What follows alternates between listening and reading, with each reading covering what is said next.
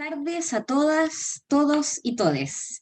Gracias por participar en la transmisión por Facebook Live y Zoom de Fabulaciones Críticas, encuentros literarios con escritoras y escritores chilenos. Este ciclo fue concebido como un espacio de conversación y discusión sobre literatura chilena actual. En cada sesión contaremos con la presencia de destacadas figuras del campo cultural local con el propósito de desplegar una zona de contacto entre el trabajo artístico e intelectual de escritoras y escritores nacionales y la amplia constelación de lectoras y lectores. En primer lugar, agradecemos la impecable gestión y colaboración de la Biblioteca de Humanidades de la Pontificia Universidad Católica, especialmente el equipo de fomento lector integrado por Mónica Tavilo, Andrea Olivares, Pablo Vázquez, Mariana Callejas y Domingo Navarro. Además, extendemos a la Facultad de Letras de la Universidad nuestro reconocimiento por la difusión de esta actividad. En esta oportunidad, inaugurando el ciclo de conversaciones de fabulaciones críticas, nos acompaña el célebre escritor, crítico y académico Juan Pablo Sutherland, doctor en literatura de la Universidad de Chile, magíster en estudios culturales y comunicador social de la Universidad Arcis. Ha sido invitado por prestigiosas universidades internacionales a exponer su trabajo crítico. Entre algunas casas de estudio que podemos mencionar se encuentran la Universidad de Pittsburgh, la Universidad de Texas y la Universidad de Harvard. Profesor del Magíster de Género, mención Ciencias Sociales, de la Facultad de Ciencias Sociales de la Universidad de Chile y además docente de la carrera de licenciatura en Lengua y Literatura de la Academia de Humanismo Cristiano. Entre sus valiosas publicaciones se cuentan Ángeles Negros, de 1994, Santo Roto, de 1999. Ambos libros son una compilación de relatos. Le siguen A Corazón Abierto, Geografía Literaria de la Homosexualidad en Chile, del 2002, Nación Marica, Prácticas Culturales y Crítica Activista, del 2009, Cielo Dandy, Escrituras y Poéticas de Estilo, del 2011, Ficciones Políticas del Cuerpo, del 2017, Se te nota, del 2018. Este último libro es una recopilación de su obra narrativa. Y el 2019 deslumbró la escena literaria con Papelucho Gay en Dictadura. Por otra parte, Juan Pablo contará con la lúcida interlocución de Francisco García Mendoza, brillante escritor, quien ha publicado las novelas Morir de Amor, del 2012, y A ti siempre te gustaron las niñas, del 2016, ambas por editorial Libros de Mentira. El año pasado apareció su libro de relatos Grita que nadie te escucha, a través del sello editorial Santiago Ander. Además, Francisco es profesor de Estado en castellano y actualmente cursa el programa de doctorado en literatura de la Pontificia Universidad Católica de Chile. Sin más preámbulos, los invito a disfrutar de un estimulante diálogo crítico entre Juan Pablo Sutherland y Francisco García Mendoza. Muchas gracias, Leticia, por esta presentación tan detallada. Juan Pablo, agradecer también por la presencia, por haber aceptado sobre cómo has estado, ¿no? ¿Qué tal las circunstancias? Es inevitable preguntar o partir preguntando por este momento, por el acontecer actual, que cada día pareciera sorprendernos un poco más o meternos miedo con alguna cosa, ¿no? O desestabilizarnos de alguna manera. ¿Cómo has estado en tu casa, tu salud, tu vida en general? Gracias, Francisco. Bueno, primero que nada, chicos, agradecer la invitación, agradecerle, como decía Leticia, Biblioteca de Humanidades, y a ustedes particularmente porque siempre he tenido un diálogo maravilloso, hay una amistad. A Francisco lo conozco también hace varios años, respeto mucho su trabajo, su escritura, y en ese sentido es una conversa también con un amigo.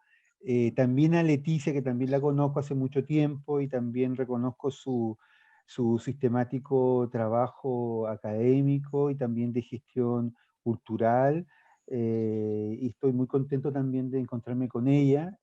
Tenemos una muy bonita fraternidad, nos hemos encontrado en algún momento estos últimos tiempos en el verano, así arrancándonos, y bueno, junto con eso agradecerles esta invitación y a quienes están acá con nosotros, con nosotras. Ha sido, Francisco, yo creo que ha sido bien complejo para todo el mundo tanto localmente como diría planetariamente, ¿no? Porque esto es un momento que quizás nosotros no habíamos pensado tan pronto vivir. Era un momento bastante ya esta palabra es como casi ya un lugar común decir que estamos en un momento distópico. Mm, Y, y la verdad que es complejo. El otro día conversaba con una amiga escritora que es complejo en el sentido de que, a pesar de que la labor del escritor es una labor bastante solitaria, en general yo, aparte de las relaciones afectivas que uno tiene en la vida, digamos, eh, en general la actividad que uno tiene como escritor es una actividad que se desarrolla en soledad, y de una buena manera, digamos. Pero ahora la soledad es forzada, ¿no? Y en ese sentido eso provoca una tensión, provoca una complejidad mayor, porque obviamente uno ni siquiera puede ver a los amigos fácilmente, a la familia, no puede ir tranquilamente a un bar, a encontrarse con la gente. Tú sabes que yo siempre he tenido un alma bastante bohemia, ujú, y, y eso significa que toda esa dimensión propia, yo creo que nos pasa a todos, a todas, todos, es un tema que provoca mucha angustia, mucho agobio, a pesar de que el lugar como natural para mí es estar en casa gran parte del tiempo en mi espacio, digamos, trabajando mis textos. Entonces, mm, quizás lo que resiento más es no poder salir y no poder encontrar a la gente, aparte de todo el contexto político tan complejo que vivimos hoy en Chile y todas las brutalidades que estamos viviendo en distintos planos, en derecho humano, en policial, eh, eh, y todo lo que significa el manejo de la pandemia, ¿no? Entonces, claro.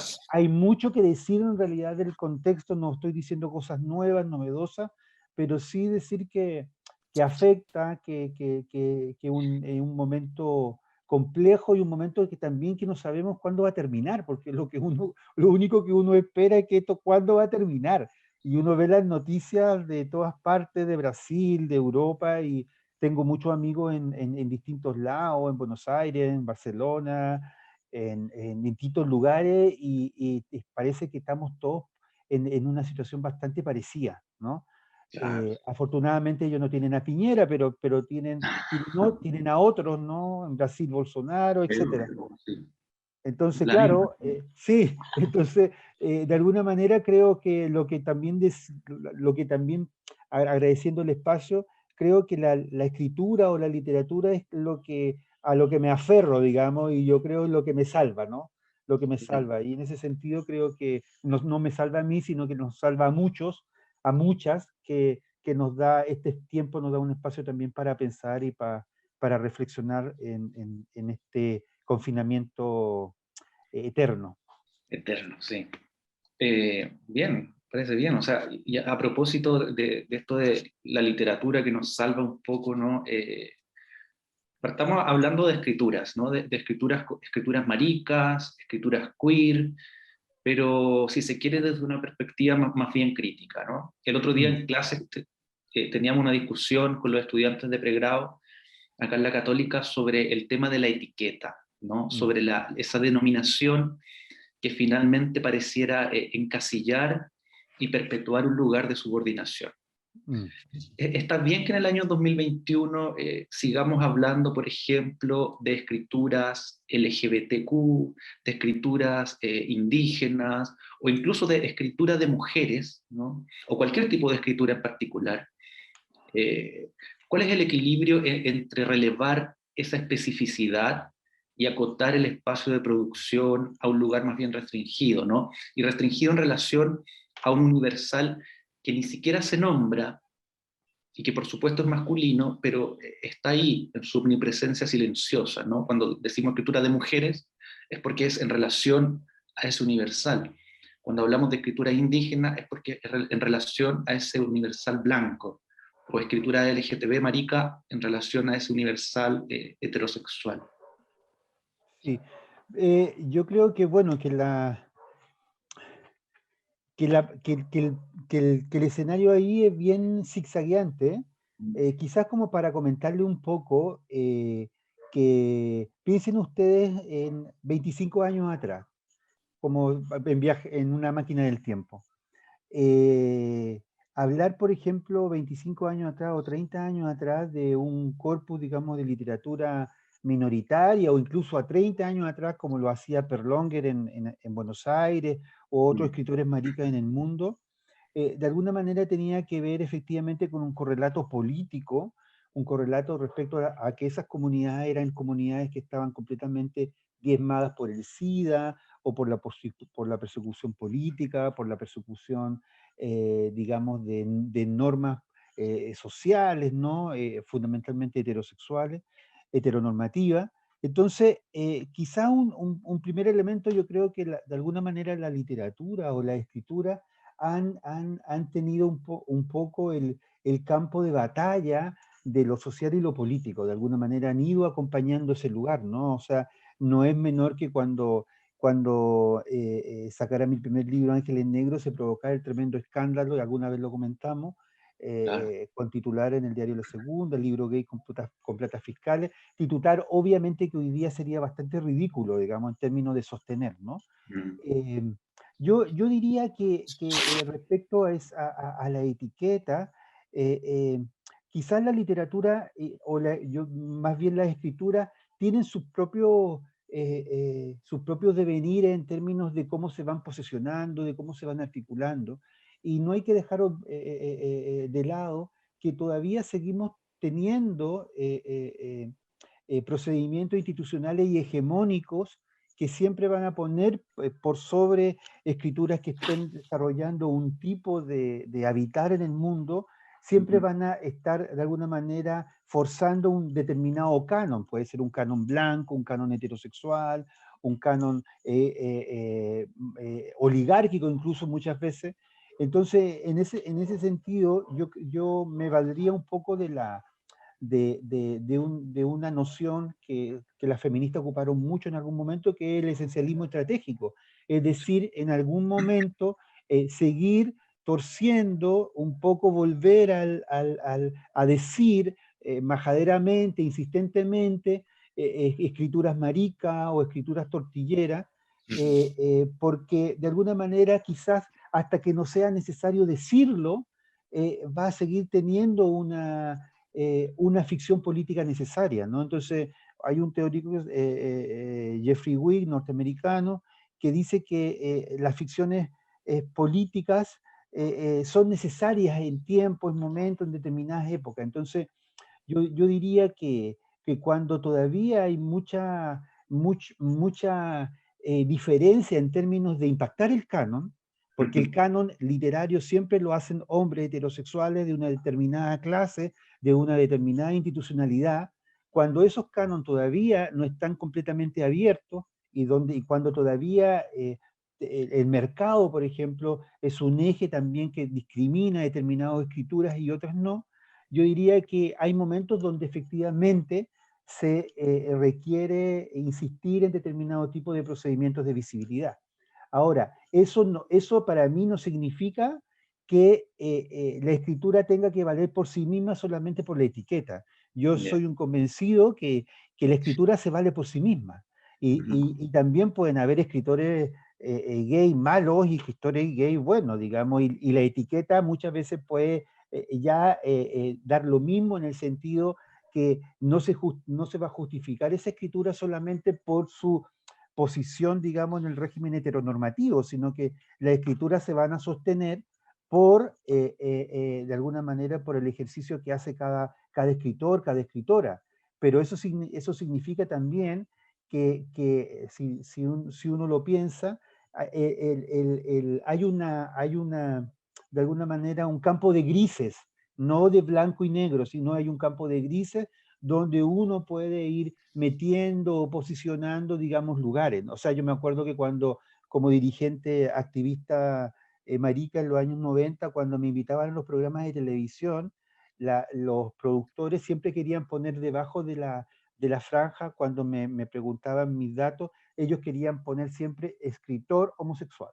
Y yo les decía a ellos que yo no quería que ellos pusieran escritor homosexual, sino que yo mismo quería decirlo. desde mi Ah, perspectiva, desde mi lugar, y no que ellos me objetivaran. Entonces yo creo que hay determinado tipo de lugares, de procedimientos, entonces no es como una receta, yo diría que más bien es un campo estratégico donde uno lo asume, donde hay lugares donde no son necesarios, donde hay lugares que sí son necesarios decirlo, es decir, de alguna manera es un campo diverso, ¿no? bien.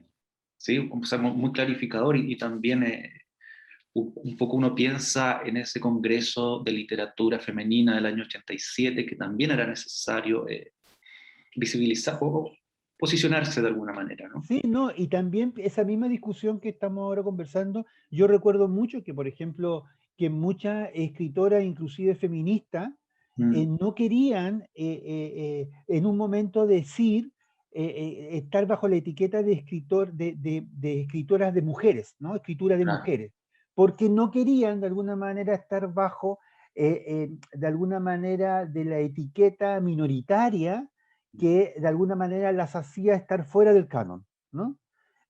Pero también era un gesto peligroso porque era lo mismo de escritores gay, digamos, es decir, Claro.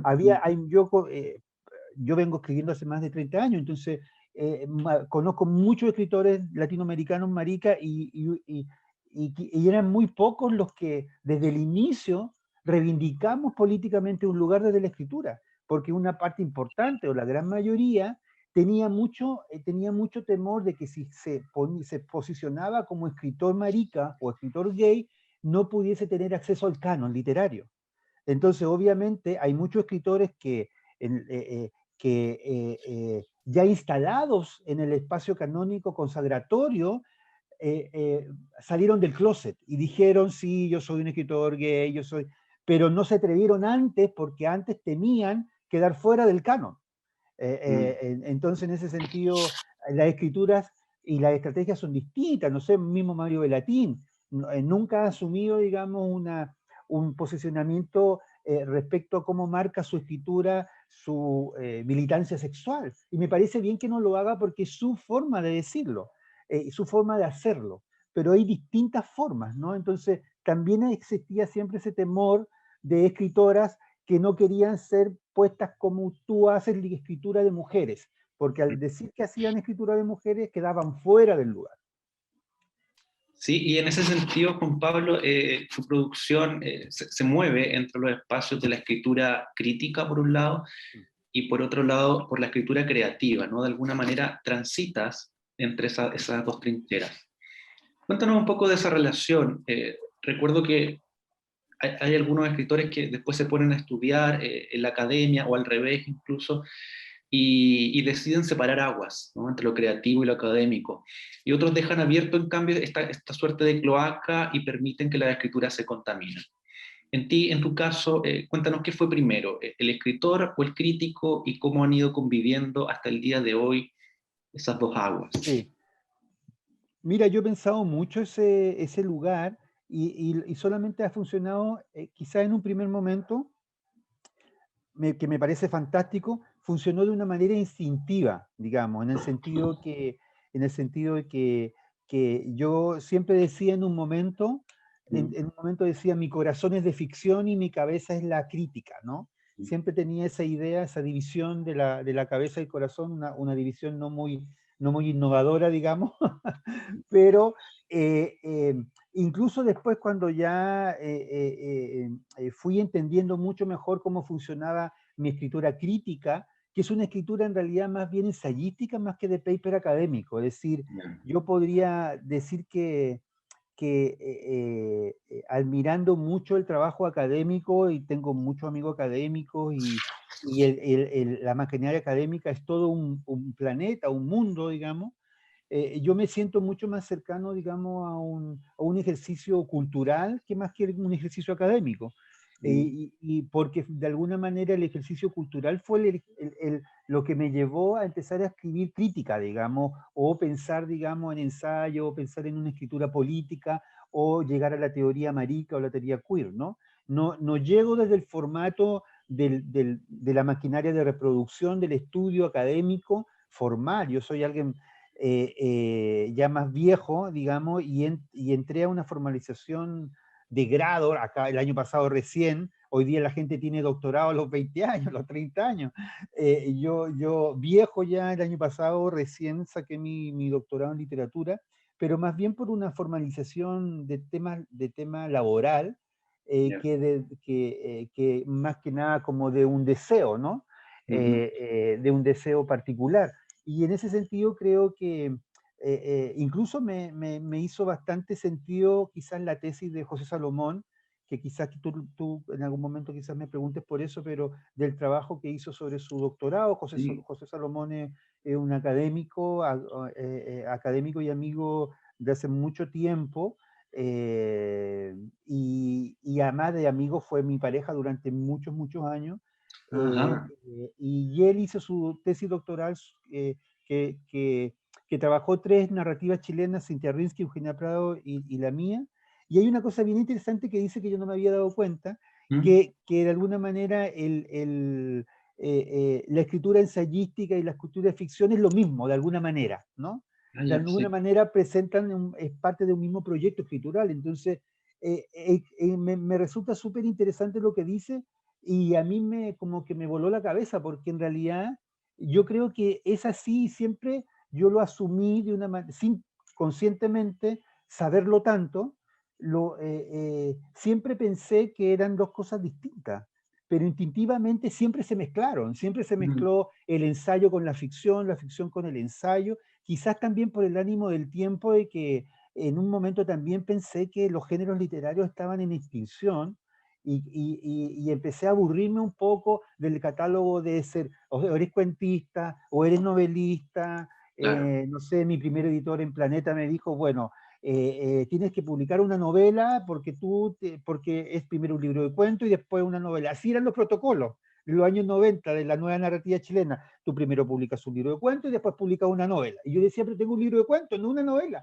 Y el libro de cuento finalmente me lo tuvieron que publicar en otra editorial, porque Planeta quería una novela y no un libro de cuento. Entonces, son formalidades, son cuestiones, son protocolos que obviamente ya están en franca extinción, y eso significó que por mi trabajo también de militancia, de activismo, se mezcló todo, se mezcló la escritura, como en esa metáfora que tú bien dices, digamos, de esa cloaca, de ese devenir, se mezcló la ficción, se mezcló de alguna manera el ensayo, se Mm. mezcló incluso también, se coló también entre medio el paper académico, que también era un proceso de exigencia en mi proceso de formación más formal, digamos, de doctorado o de magíster, y siempre me costó mucho entrar, incluso con mi propia tesis doctoral me costó mucho el formato de mis profesores de tesis, y Ya. siempre tuve un grave problema por el formato, porque yo podría haber hecho un libro de ensayo o un cuento sobre tesis doctoral, y tuve que someterme lamentablemente a un formato muy rígido, que es el formato de lo doctoral, ¿no?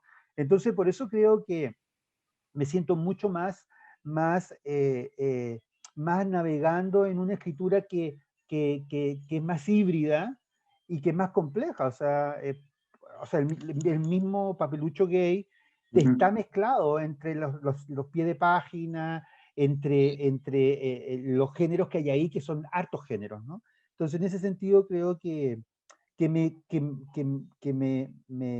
siento mejor, me siento mucho más cómodo en ese lugar de mestizaje, que en un lugar como de novelista o de cuentista. Me siento mucho mejor en un paisaje escritural que supera las fronteras, digamos, de los géneros. Mm.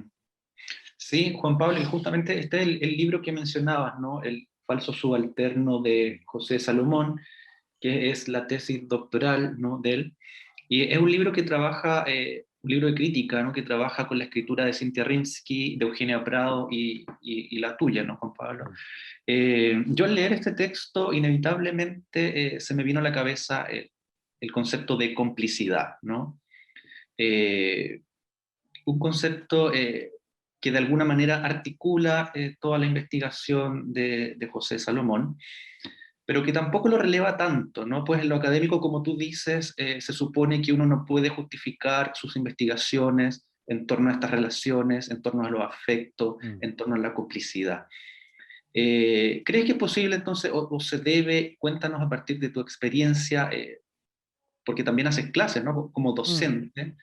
¿Crees que es posible fisurar esa episteme o ese modo de sostener una crítica literaria mucho más cuadrada, mucho más latera, incluso más Sí. masculina, y sostenerla en la complicidad, en los afectos, o en cualquier otro tipo de cosa que escape de ese lugar?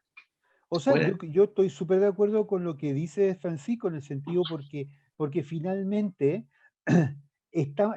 finalmente uno siempre piensa en términos también y hay muchas visiones también que todavía se mantienen muy positivistas, digamos, de como las metodologías, digamos, de investigación, que tienen que tener una especie de neutralidad, esas cosas para mí son muy anacrónicas, ¿no? En términos de finalmente de no tomar posiciones. Yo siempre creo que la crítica literaria es un lugar donde se toman posiciones y se toman posiciones políticas, estéticas, se toman posiciones ideológicas. Entonces, a pesar de que se puedan hacer especies de telones de fondo que aparentemente no están dando cuenta de esa lucha, pelea, desapropiaciones de sentido, en los espacios críticos públicos, las críticas literarias, las luchas de sentido en los medios, yo estoy súper claro que hay, cuando alguien hace una crítica literaria y está en el campo del diario El Mercurio, hay un campo de definición respecto a esa lectura. Cuando alguien hace una crítica literaria en un espacio distinto, fuera del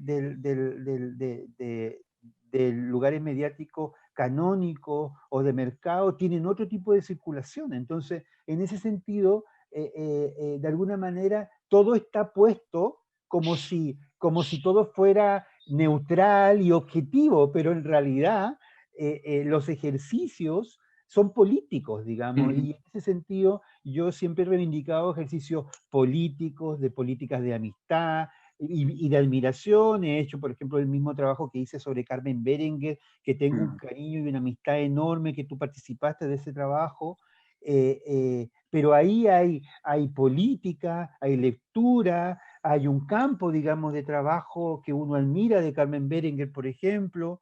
Entonces se conjuga todo, ¿no? Está el giro afectivo, está el giro político, está el giro respecto a cómo uno lee los textos, ¿no? Entonces, en ese sentido, yo creo firmemente que uno va articulando una especie de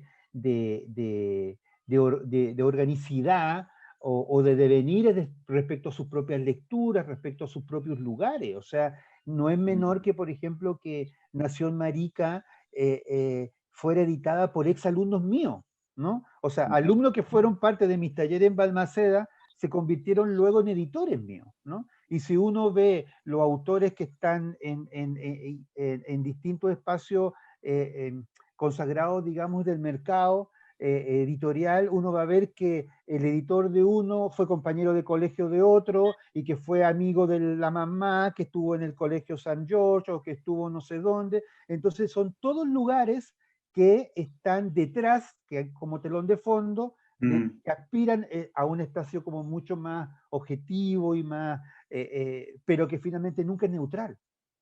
claro. Nunca es neutral. Entonces, de alguna manera, creo que uno tiene que, de alguna manera, sacar como esas especies de máscaras, ¿no? Y entender que finalmente hay un campo de ejercicio que toma posicionamiento. Entonces, todos esos lugares son posicionamientos críticos y políticos de los lugares en que cada uno habla, ¿no? Las yeguas del Apocalipsis, siempre me acuerdo del Pancho y el Pedro, muy influenciados por el feminismo de los 80, por estructuralistas, siempre cuando estaban en cualquier lado, en cualquier lugar, en carrete, en bares, siempre decía, ¿tú de qué lugar hablas? ¿Desde qué lugar tú hablas?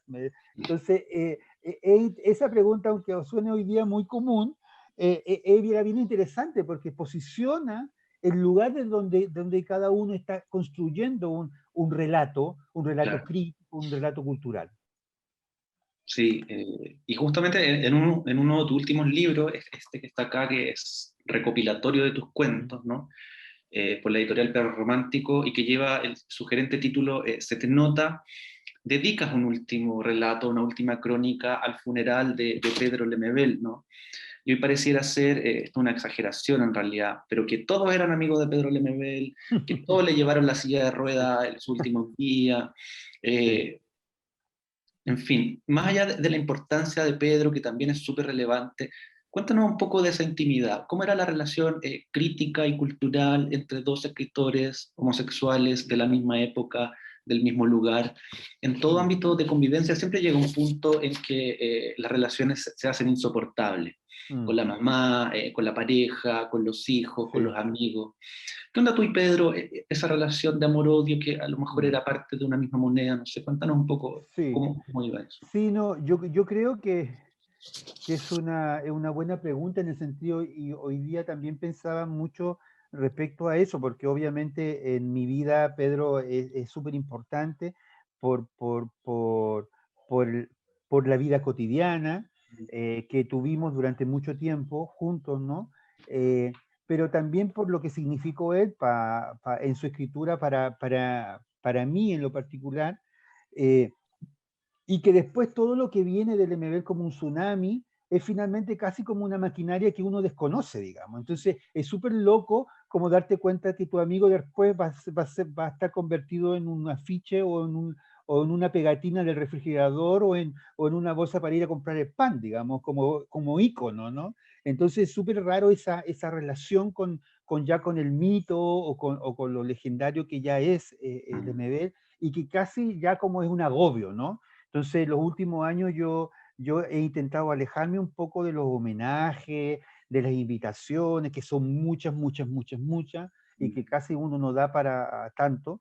He intentado alejarme porque he sufrido, he padecido ese agobio, porque finalmente es como que Pedro se convirtió, como yo lo veo en términos de gravedad planetaria, se convirtió como una supernova, y si tú estás muy cerca de una supernova te podís quemar, y entráis en su órbita. Entonces yo me tuve que alejar hasta al otro lado de la galaxia para que la supernova no me atrajera y estuviese bordeando todo el tiempo en ese lugar, porque hay mucha gente que está en esa, digamos, que está bordeando y que está en la órbita y en la energía de esa supernova que está alimentándose así como una especie de canibalismo biográfico de la figura del MBL, ¿no? Entonces, en ese sentido yo quisiera como mantener muchas veces esa relación que en realidad fue una relación muy bella, muy bonita, pero también muy compleja, porque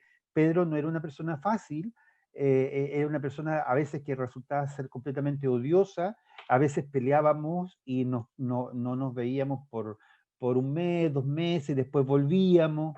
Generalmente él peleaba más que yo conmigo que yo con él, y yo a veces cuando peleaba con él era porque ya había sobrepasado todos los límites de los protocolos de amistad, pero sabía que él tenía también como una especie de política le gustaba pelear porque le gustaba como una cosa bien como de vieja antigua, le gustaba la reconciliación, entonces él siempre peleaba y después te llamaba por teléfono y decía, ya Juanpi, discúlpame, me puse pesada, etcétera, ¿no? Eh, pero también con el Pedro y yo me acordaba el otro día que siempre hubo un respeto, y eso fue bien, un respeto bien complejo, un respeto entre las escrituras que fuimos teniendo los dos. O sea, recordemos que Ángeles Negro se publica el año 94 y el año 95 sale La esquina de mi corazón. Y nosotros con Pedro nos conocíamos de finales de los 80, de las yeguas del Apocalipsis, de la Escuela de Literatura del Arci. Entonces, en ese sentido, ya nos conocíamos cuando cada uno de los dos estaba trabajando sus primeros textos y el Pedro ya estaba escribiendo en página abierta.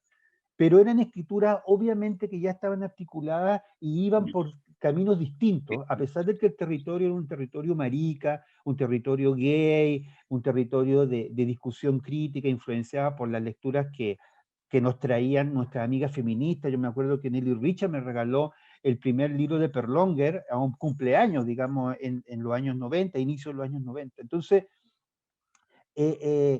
la relación con el Pedro siempre fue una relación en términos culturales y críticos muy productiva. Siempre nos contábamos los títulos. Eso es una copucha bien divertida. Siempre Sí, nos contábamos los títulos de los libros. Entonces, me acuerdo que una vez me decía, pero Nación Marica es muy obvio, Juan Pablo, que no me carga Nación Marica. Entonces yo decía, pero a mí Serenata Cafiola no me pasa nada, ¿qué es Serenata Cafiola? Entonces nos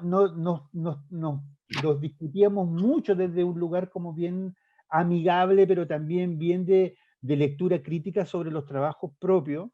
Y en ese sentido era productivo porque de alguna manera también nos decíamos cosas. El Pedro me mostraba su foto, mira, esta es la foto del nuevo libro. Yo le decía, mira, esto voy trabajando en esto. Pedro, por ejemplo, vio fragmentos y avisoró, por ejemplo, algo del título de Papelucho Gay.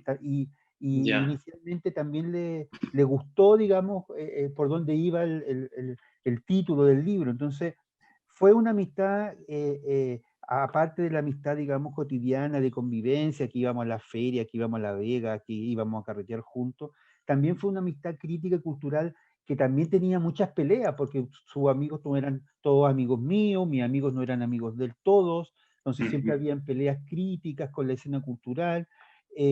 Pero a pesar de todo eso, mantuvimos siempre un respeto en términos de escritura, y a pesar que Pedro de repente se perdía muchas veces, porque creo que en el caso de Pedro, Pedro en un momento se convirtió en una marca, y eso era muy difícil de manejar para él. Entonces de repente Pedro se confundía muchas veces y perdía el norte en el sentido de ver quién era su amigo y quién era fans.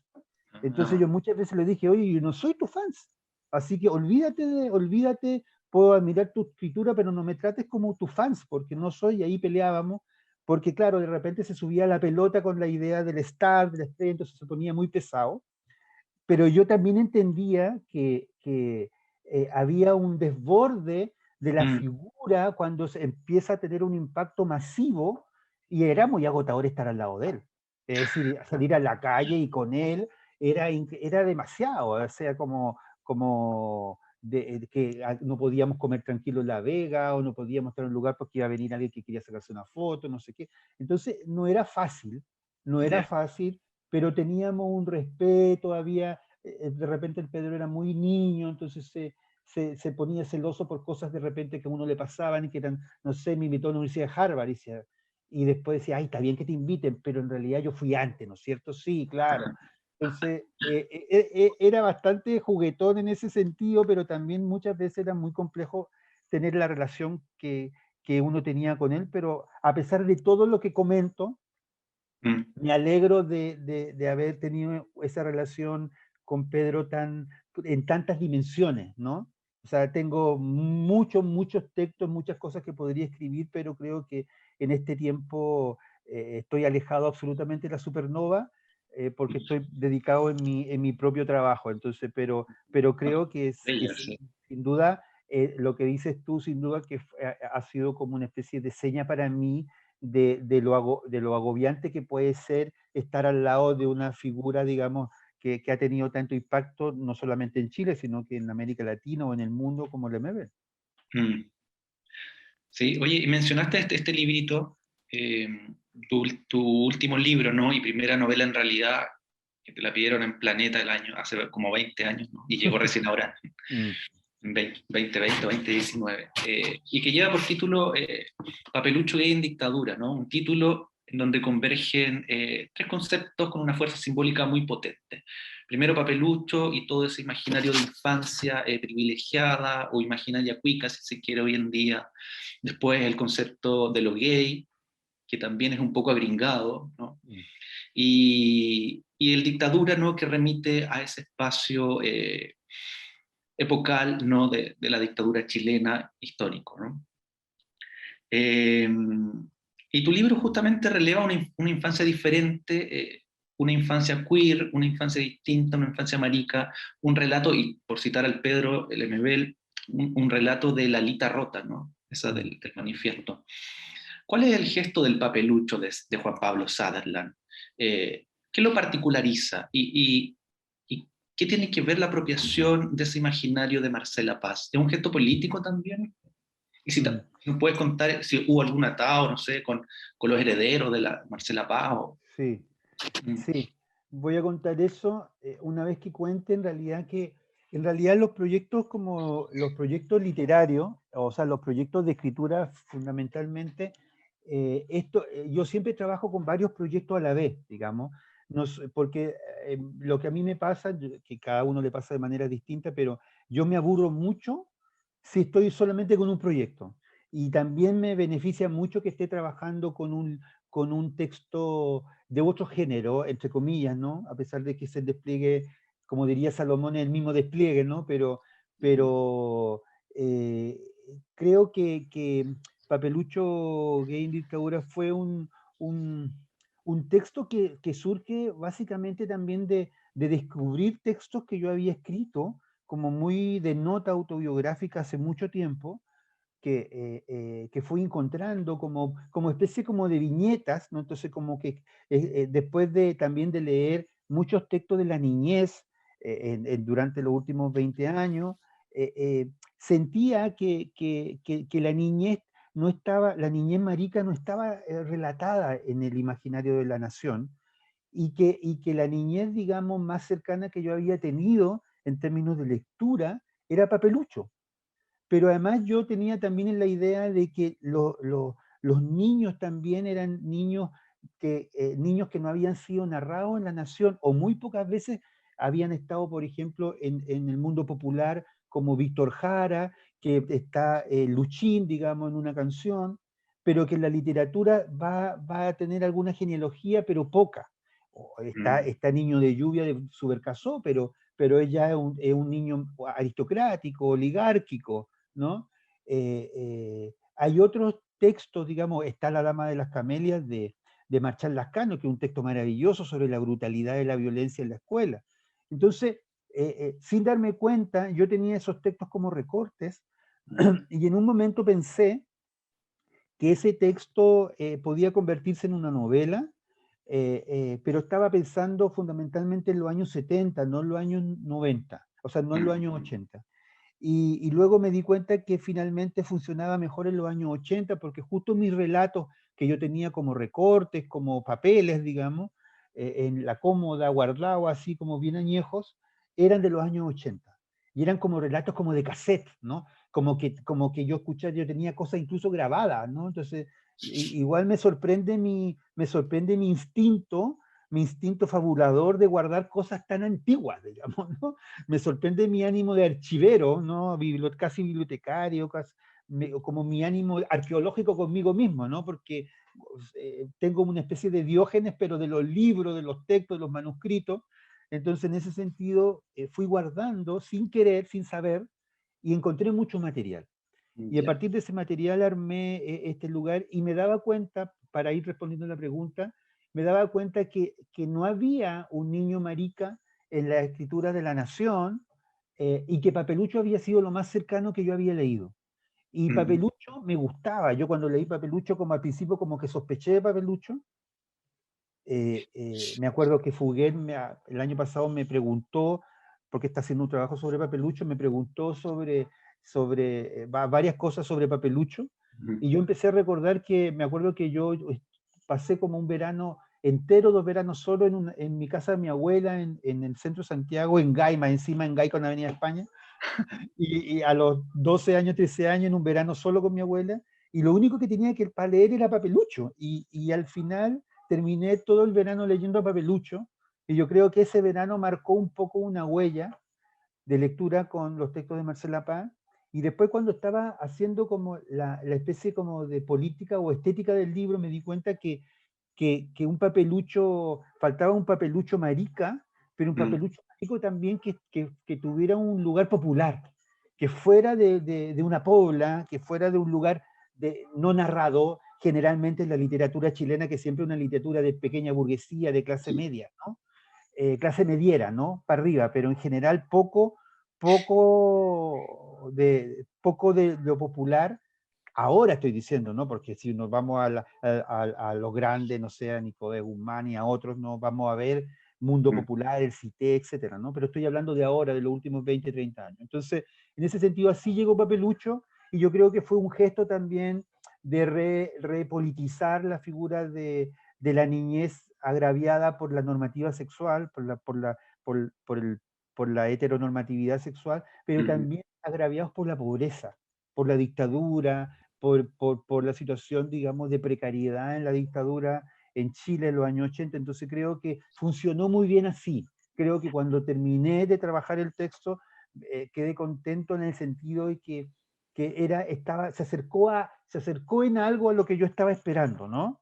Se Ya. acercaba en algo porque además era fragmentario, no era un texto como una novela tradicional, cerrada, sino que era mucho más precario en su construcción, pero tenía muchos efectos estéticos de la cultura popular. Entonces creo que hay un gesto político en eso, y para terminar con eso, incluso Andrea Gestanovich, eh, que, que nos encontramos en una comida por ahí con un amigo en común, justo yo estaba sacando papelucho y ella, bueno, le agradezco a Andrea porque ella fue una de las presentadoras del libro.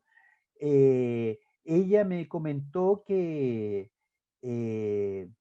que conocía a las nietas o a las nietas o sobrinas de Marcela Paz, Ya. y que le había dicho sobre el libro y no tenía ningún problema.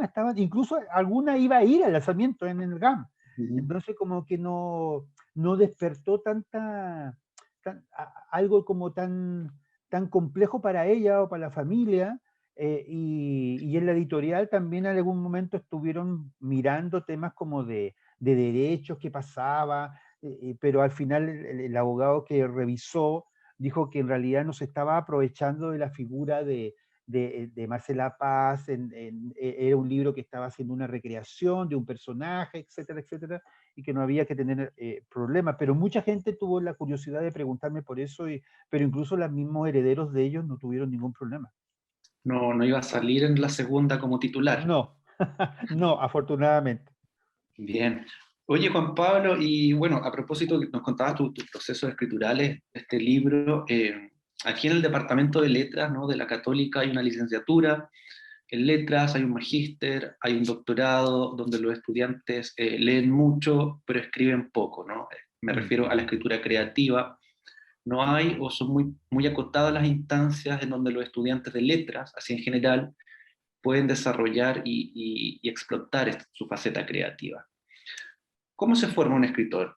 Es bueno tener cursos donde ejercitar la letra, es bueno asistir a talleres, tener maestras, maestros. Háblanos de tu caso, ¿no? ¿Cómo se mm, formó? Y, mm. y para los también que quieren escribir o empezar a escribir. Sí, Crear. mira, yo creo que finalmente un escritor es escritor independiente si llega a un taller literario o no llega, digamos, ¿no? Independiente de todas las formalidades, porque yo, por ejemplo, en los años 80 me metí a pedagogía en castellano, eh, eh, porque no me dio puntaje para llegar a literatura en la Chile, fui bien porro, y pero en realidad castellano, literatura, eran mis pulsiones mayores, porque yo quería escribir.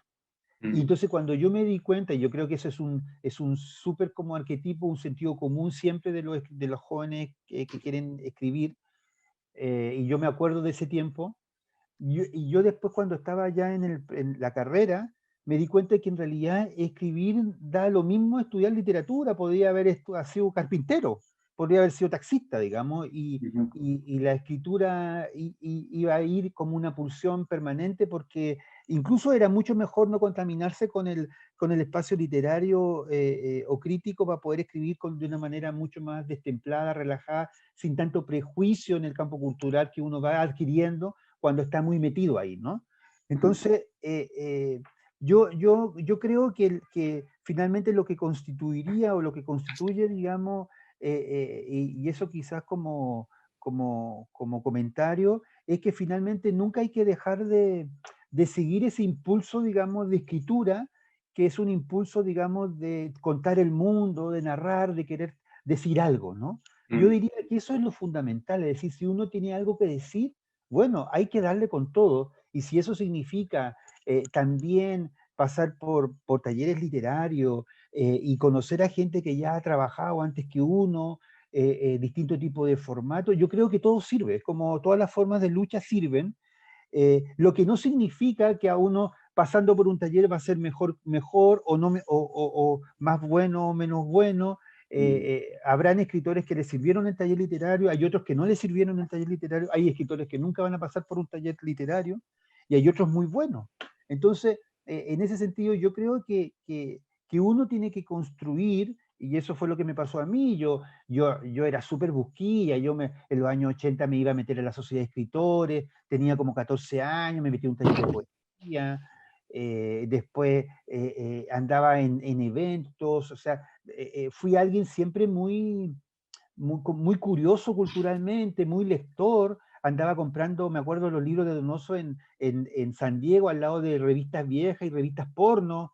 O sea, me compraba una revista porno, entre comillas, y me compraba El lugar sin límite de Donoso. O sea, entonces era divertido como los géneros se mezclaban entre comprar una revista vieja, más de tono alto, con una novela o un folletín. Entonces, en ese sentido, creo que uno tiene que darle ahí cancha abierta a esa pulsión escritural, y también uno tiene que, con esa pulsión también creo que un lugar importante también es la lectura. O sea, yo también reivindico mucho que haya que leer, y eso también se los digo a mis alumnos, a mis alumnos talleristas, que uno también tiene que leer lo que ya se ha escrito para saber cuál es lo que tú quieres decir o cuál es el detalle que tú quieres proponer, ¿no? Como una cuestión básica. Entonces, si alguien está completamente desbaratado por contar un determinado tipo de mundo, bueno, intenta darle una pasada a ver qué se ha escrito sobre eso antes, ¿no? A ver si lo que tú estás escribiendo es algo que se escribió hace 100 años. No es porque si se escribió hace 100 años no tengas que escribirlo, sino que es para saber cómo se escribió. Y si a lo mejor hay que decir algo distinto o no de eso que ya se escribió hace 100 años.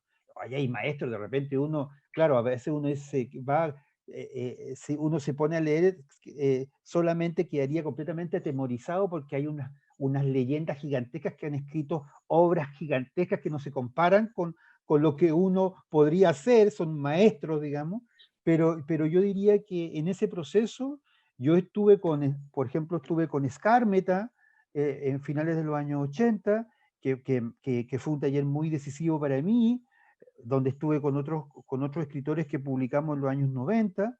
Luego estuve en el taller de Polidélano, que también es un escritor de la generación más bien de Donoso, o de Skármeta, creo que más bien de Skármeta. No sé si Polidélano tenía la edad de, no me recuerdo bien, pero era bastante viejo cuando yo estuve con él.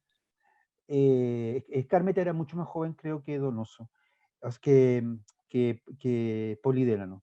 Estuve con esos dos autores que eran importantes, digamos, en mi proceso de formación, y después nunca más estuve en talleres literarios. O sea, fueron solamente Skármeta y Polidélano.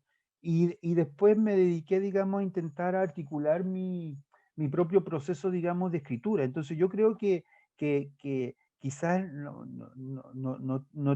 no hay ninguna receta posible. Yo creo que los caminos siempre son tan particulares, son tan únicos, pero siempre creo que el que tiene la pulsión de escribir tiene que darle rienda suelta, y si eso es lo que tienes, tienes que hacerlo hasta el final, aunque te vayas al abismo. Entonces yo a veces en mi vida no he tenido nada, he estado en momentos muy oscuros, pero frente a ese abismo lo único que he tenido es la escritura, y eso finalmente ha sido la decisión que he tomado en mi vida cotidiana, ¿no? En mi vida de todos los días, ¿no? Entonces, en ese sentido, creo que cada uno va tomando su propio lugar, pero creo que hay varias dimensiones que se tienen que tomar en cuenta, y articular tu propio camino, que es un camino que no es un camino fácil, es un camino bien complejo. O sea, no sé si las fantasías con la escritura son muchas. Entonces uno de repente dice, yo a veces digo, o sea, alguien que tiene que amar mucho la escritura para dedicarse 5 años, 7 años a un libro, para que aparezca solamente una reseña en 2 medios, en 3 medios, y eso fue todo. Pero el proceso de escritura es lo que a uno lo alienta, y obviamente más si después llegarán lectores y te dicen algo, digamos.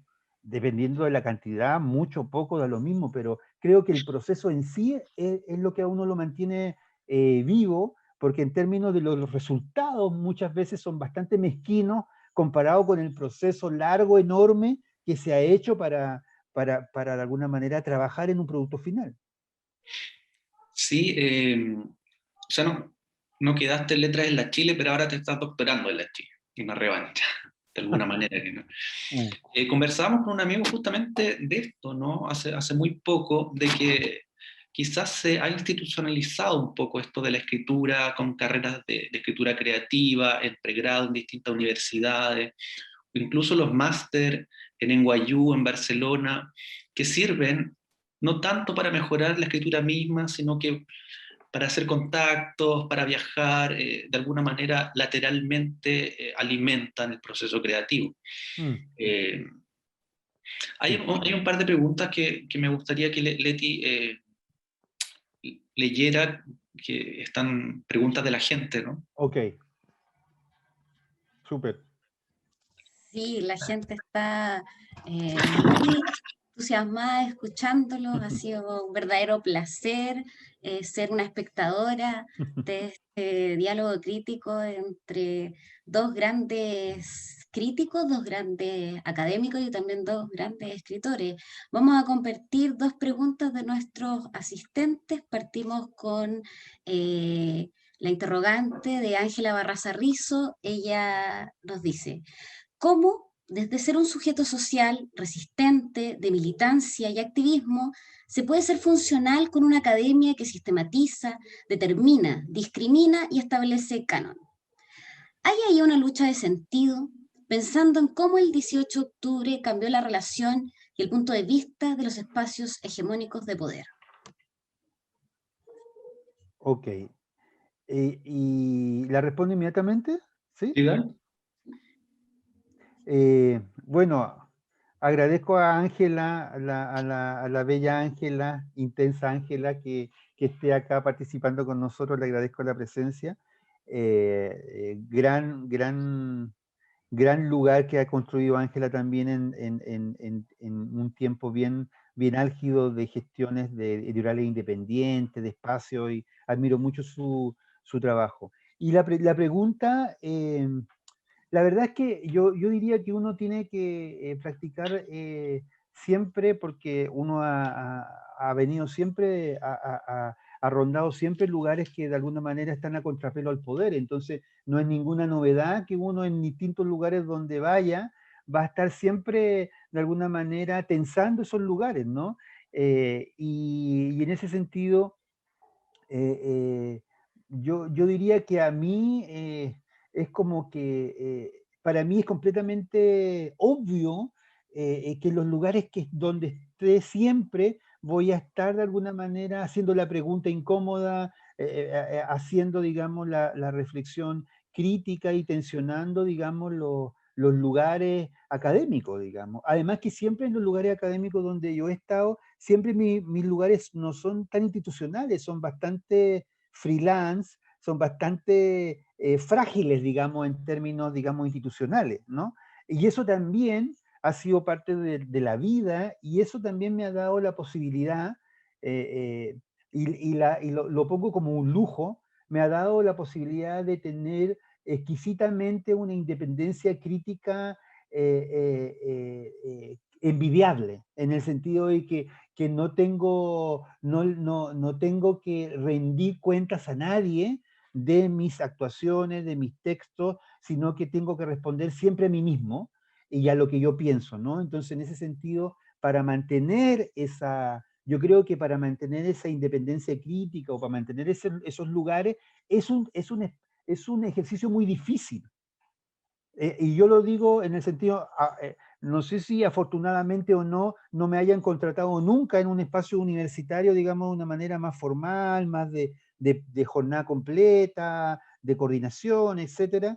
A veces ya me pregunto si fue una fortuna no a esta altura, digamos, que no pasara, porque cuando uno está en lugares, yo sé que hay mucha gente que resiste, que pelea, pero siempre son lugares muy complejos y mucho más para quienes tenemos una labor creativa, porque además cuando uno llega a esos lugares te comen tu actividad creativa. Es decir, esos lugares te amarran a ser coordinador de un doctorado, coordinador de esto, coordinador de lo otro, y al final tu propio trabajo, digamos, creativo, se opaca un poco con esa maquinaria, digamos, institucional de lo académico, que también tiene un fondo, una administración. Sé que también tengo muchos amigos que lo hacen espectacular y que resisten de muy buena manera, pero en mi caso, a mí por lo menos me ha funcionado, o he tenido, digamos, una vida que ha hecho que finalmente siempre tenga una fragilidad en términos de cómo me muevo en el mundo académico,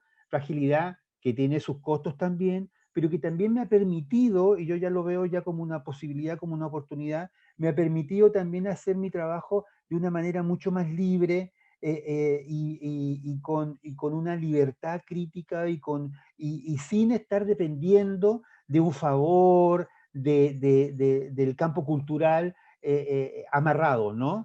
Obviamente, como lo que decía en un momento Francisco, cuando leí una entrevista por ahí que Francisco decía, si no te conoce nadie en Chile estás muerto, yo creo que tiene algo de razón en eso, porque efectivamente Chile es un país que funciona mucho con los grupos, con la élite, con los grupos de poder, o con incluso los grupos de no poder, aunque todos necesitan ser parte de algo, ¿no? Todos quieren estar parte de un grupo, y el que no es parte de un grupo señalado, no, ese no es de este grupo, es de otro grupo. Entonces ese grupo no somos nosotros tenemos que alejarnos de ese grupo. Entonces siempre hay una especie de pelea de dónde uno está, en qué lugar está. No, esos escritores, yo no voy a ese lugar porque son escritores del tabel y yo no soy de esos escritores. Entonces, cada uno se monta una trinchera, y Chile tiene esa cosa bien como de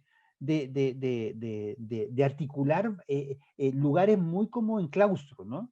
Entonces, afortunadamente, o la vida conmigo ha tenido un espacio por mis propias prácticas, que yo he sido algo más zigzagueante en ese proceso, ¿no? Y no me he sentido amarrado tanto a los grupos, digamos, para poder de alguna manera llevar de buena forma mi crítica. Entonces, en ese sentido, Ángela, creo que uno siempre en esa actividad crítica, uno siempre tiene que asumir también los costos de eso. Yo muchas veces he perdido, en muchos momentos de mi vida, he perdido becas gigantescas, o viajes, o posicionamientos en distintos lugares, por opiniones que no han gustado a gente que ha tenido poder y que ha sacado. Entonces, en ese sentido, es como cómo funciona el Premio Nacional. El Premio Nacional también funciona con una política que es una maquinaria, ¿no?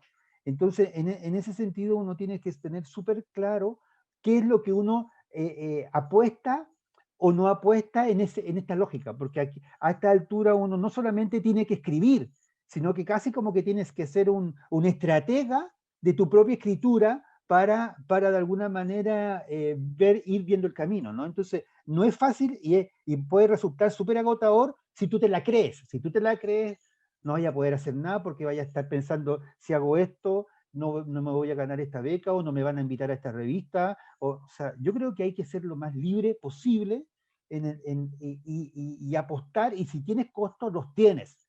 Esas serán tus decisiones, ¿no? Muchas gracias, Juan Pablo, también a Ángela por su interesante pregunta. Bueno, Simón de Beauvoir tampoco nunca se adscribió a ninguna institución universitaria, lo mismo por no querer perder esa libertad. Y otro caso nacional que también, después de desligarse de una institución, quiso mantener su independencia, fue Raquel Olea. Raquel Olea fue una académica de la Universidad de Santiago de Chile. Cuando ella se retira, firma sus publicaciones como investigadora independiente, y a cada lugar que lo invitan hace esa alusión de que es una investigadora Es un bello independiente. gesto, sí. Sí, bueno, seguimos con Gonzalo Robles, que dice: estoy muy de acuerdo con el participar y escribir literatura, siendo transparente en decir desde dónde uno se plantea. Ahora, ¿cómo se puede evitar que esta actitud en la comunidad literaria favorezca los intereses creados en el ámbito? o sea, no sé si entiendo bien la pregunta, pero yo creo que no se puede evitar, porque siempre van a haber siempre van a haber grupos de poder, siempre van a haber incluso tradiciones críticas distintas, ¿no? O sea, siempre uno puede decir, pensemos pensemos por ejemplo en Gabriela Mistral. Gabriela Mistral fue administrada en su lectura siempre por críticos que eran hombres heterosexuales, gran parte, que administraron su lectura crítica, digamos, ¿no? Y esas lecturas siempre fueron lecturas hegemónicas. En algún momento tuvo que empezar la crítica feminista en distintos lugares del mundo, y se pudo de alguna manera leer a Gabriela Mistral, se empezó a leer de manera distinta, se empezó a reposicionar de manera distinta. El Congreso de Literatura de los años 80 fue un punto súper importante, fue un quiebre epistemológico, digamos, de cómo, porque era como de alguna manera todo el horizonte crítico feminista de volver a leer y de alguna manera de impactar al canon. Piensen que Harold Bloom en un momento ya mató el feminismo 80, historicista, neofoucaultiano y la escuela del resentimiento, porque quieren abrir el canon incorporando a las mujeres feministas, a las mujeres negras, a los homosexuales, ¿no? Entonces, en ese sentido, yo diría que hay que ver que el campo cultural es un campo que siempre está rodeado de batallas simbólicas, materiales. El Estado también es un lugar, una síntesis de poder que también tiene, fagocita a determinados tipos de individuos y de lugares, digamos, para sus propios fines. Entonces, de alguna manera uno tiene que pensar que arriesgar sus propias lecturas, sus propias visiones, sus propias definiciones, pero entendiendo que el campo no es neutro, el campo es completamente batallante, el campo es una lógica, si uno lo dijera de una manera nietzscheana, es una lógica de apropiación siempre de significaciones, ¿no? Entonces, que la literatura feminista del siglo XX haya sido capaz de releer y cambiar los procedimientos de lectura de lo canónico, me parece que es una fuerza que en un momento tuvo un influjo para entrar, pero antes de eso, nuestras únicas formas de construir la historia literaria chilena fueron con dos procedimientos, generaciones de literarias, movimientos literarios, y esos fueron lo que construyeron el proyecto nacional de literario con 2 o 3 críticos en toda la historia del siglo XX, ¿no? Entonces, en ese sentido, es obvio que el terreno donde estamos es un terreno que está de alguna manera tensionado por críticos que están en una institucionalidad en distintos lugares, sea un crítico de un medio, sea un crítico de una universidad, sea un crítico que está en otro lugar. Piensen en el poder que tenía Ignacio Valente en el Mercurio en dictadura, y que subía un autor o lo bajaba, ¿no? Entonces, en ese sentido, creo que hay que tener súper claro que no solamente un escritor va a tener éxito en la medida de su propio trabajo o su propio talento, sino que hay muchos elementos, dimensiones y condiciones, o sea, es decir, de alguna manera desalojar esta mirada inocente de como hollywoodense de que uno escribe, te van a descubrir y vas a ser famoso y fantástico, sino que en el ejercicio del proceso de escritura, ese ejercicio también tiene efectos políticos. Y esos efectos políticos pueden tener costos para tu propio trabajo en la ubicación en el espacio cultural. Entonces, de alguna manera lo que estoy diciendo es intentar despejar un poco la idea de que solamente por uno mismo, solamente en la dimensión propia, uno puede definir cosas respecto a su escritura. Hay muchas cosas que están fuera de ti, es decir, que van a pasar por fuera de ti. Y eso, o sea, ¿cuántos escritores mejores que uno no los conoce nadie? Porque obviamente hay distintas dimensiones, momentos, elementos que hacen que una escritura surja, dimensiones de época, dimensiones estéticas, dimensiones de clase, que hacen que una escritura surja y otra que no surja. Entonces, en ese sentido, creo que todas esas dimensiones, para responder aquí al compañero, son las que están actuando para de alguna manera entender cómo el proceso, digamos, de la escritura en su formalización institucional y su posicionamiento político estético, digamos. Gracias, Juan Pablo. Bueno, entre complicidades creativas, trincheras escriturales, ficcionales académicas, militancias maricas, agradecemos la fantástica participación de Juan Pablo Sutherland y el itinerario reflexivo propuesto por Francisco García Mendoza. Cerramos así la primera sesión de Fabulaciones Críticas. Desde ya los dejamos invitadas a nuestra próxima cita en abril con la escritora Andrea Jeptanovich. Bueno, muchas gracias a ustedes, a todos, gracias Francisco, gracias Leticia y a todos los que están aquí apoyando este momento y agradecido de la invitación. Así que muchas gracias. No, gracias a ti, Juan Pablo. Y a ti, Francisco. Igual.